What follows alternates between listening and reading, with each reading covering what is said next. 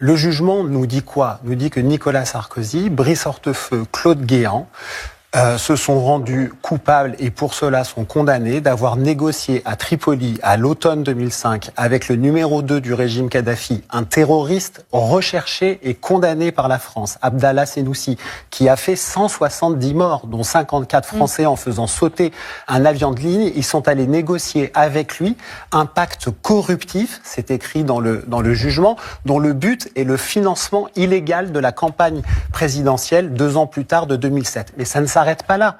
Nicolas Sarkozy, quand il est sorti, il a dit grosso modo, je suis condamné pour une idée de mes collaborateurs un peu aventureux. Pas du tout. Le jugement, intention, une idée qu'ils auraient eue, mais que...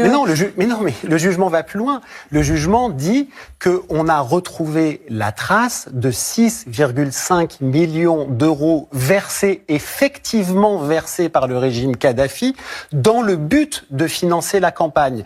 On l'a retrouvé avec des éléments matériels, des preuves, des virements bancaires. Et une partie de ces sommes a été retirée en espèces en France au moment de la campagne présidentielle. Le jugement dit aussi qu'il y a eu des espèces illégales en grosses coupures qui ont circulé au QG de campagne de M. Sarkozy et de son parti, l'UMP, mais qu'on ne peut pas prouver avec certitude l'origine libyenne de ces espèces. Et pour cause, il n'y a pas d'empreinte papillaire de M. Kadhafi sur les billets ou le selfie de la remise de la valise. Est-ce qu'on mesure simplement avec ce que je viens de dire la gravité exceptionnelle, c'est le mot de la présidente de cela. Quand on vous écoute, oui, on le mesure, mais quand on entend le jugement qui ne retient pas le financement illégal, qui ne retient pas la corruption, non, peut-être que oui, il y a une partie de l'opinion qui a du mal à le mesurer. Aujourd'hui, on a Nicolas Sarkozy qui veut faire accroire qu'il est une victime dans cette histoire. Pardon, mais il y a des vraies victimes dans cette histoire qui ont été reconnues par le tribunal. Ce sont les familles de victimes de l'attentat contre le Décidis du TA. C'est 170 morts, c'est plus que le Bataclan.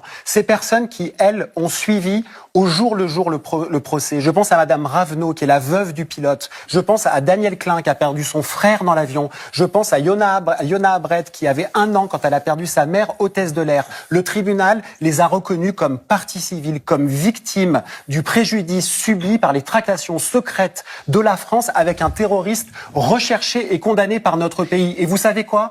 Nicolas Sarkozy, solidairement avec M. Woerth et avec M. Guéant, doivent leur verser des dommages et intérêts. Et je trouve honteux aujourd'hui qu'après ce qui s'est passé à l'automne 2005 à Tripoli, avec la musique saumâtre, trumpienne, au relent mafieux, avec les conséquences que ça a pour la magistrate qui a condamné, qui est menacée de mort, qu'on vienne une nouvelle fois vendre aux enchères la mémoire des victimes du Décidis, je trouve ça scandaleux.